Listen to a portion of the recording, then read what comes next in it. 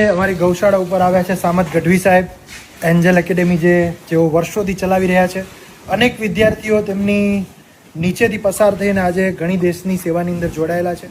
સામત ગઢવી સાહેબ અને આપણા અમદાવાદના assistant GST commissioner Shri Dharmesh Lakhani સાહેબ પણ ઉપસ્થિત છે. તો સાહેબ, કેવું લાગ્યું આપને અહીંયા કાંકરેજ ગૌ સંવર્ધન કાર્ય જોઈને?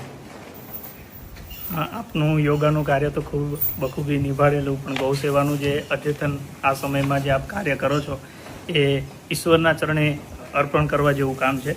વ્યવસાયિક રીતે ગૌપાલન કરવું અને ગૌ સેવા કરવી એ મેં મારા જીવનમાં પહેલી વખત આજે જોયું છે.